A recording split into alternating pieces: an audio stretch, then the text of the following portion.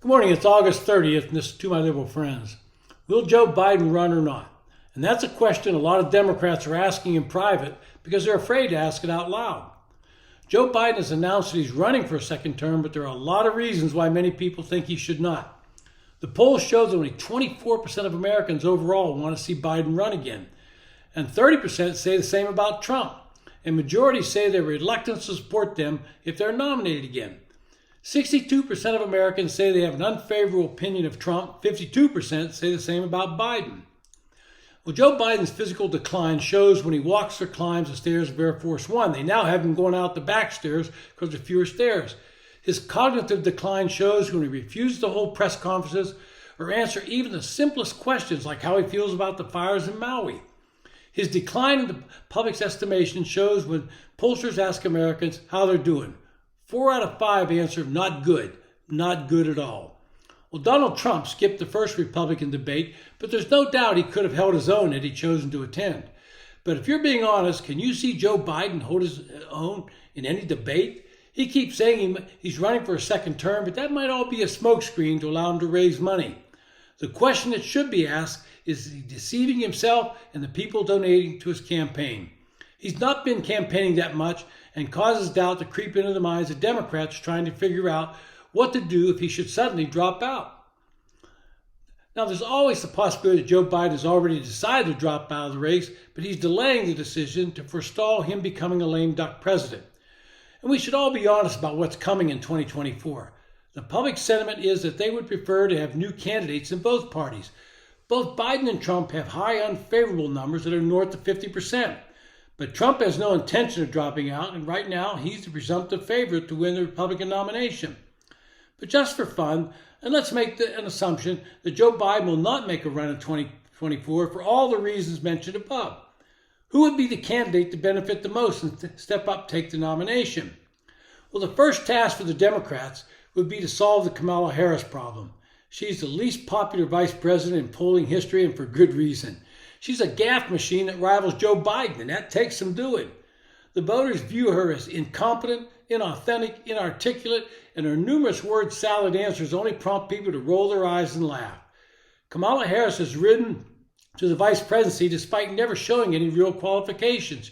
She was Willie Brown's girlfriend right out of law school, and he put her on keyboards in California that no young lawyer would ever find themselves on. She was chosen for the VP slot because the Democratic Party's love affair with identity politics. She was what is called in the business a twofer. She was female and black. But even if Joe Biden should shock us and run, Harris is an albatross around his neck because voters would be scared to death that he would die and she become the president. But if Joe Biden says no to the race and Harris decides to make her own run again, that becomes a problem for Democrats. She's the highest-ranking African-American office holder in a party that, as I mentioned, is built around identity politics as opposed to real credentials. The Democrats need to have a large turnout from the black community, especially black women. If Harris runs, she will most likely sink to the bottom of the primary race. Remember, she lost abysmally in California in the last Democratic primary. But will black women and the other black vote be upset that she doesn't get the nod? Now, Joe Biden's been playing the race card, and it may finally catch up to the Democrats. Remember when he said, quote, "If you don't vote for me, you ain't black," end quote, when speaking to a black audience?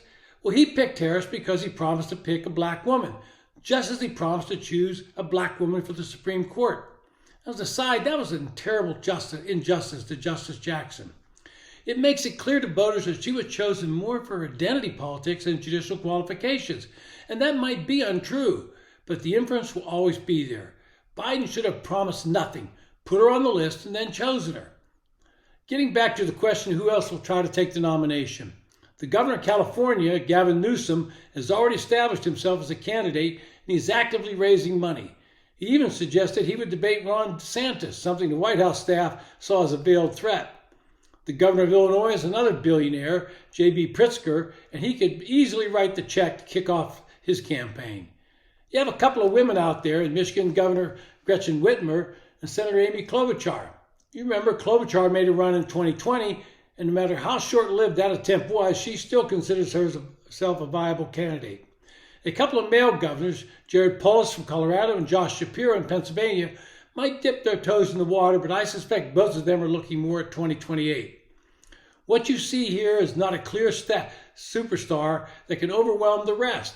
The bench for the Democrats has become fairly thin. It might even entice someone like Alexandria Ocasio-Cortez to ponder a run. Now, wouldn't that be entertaining as she spouts off things that have no factual basis? In summary, there's a strong field of Republican candidates headed by Donald Trump. Even if the voters were to suddenly cut him loose, there are people to take his place. Nikki Haley would give the Democrats fits over their identity politics campaign theme. So would somebody like Senator Tim Scott. And just about anyone in the Republican field would run roughshod over Joe Biden in a debate. There's no White House staff ability to clean up his remarks. And just leaning over the mic and whispering won't get the job done.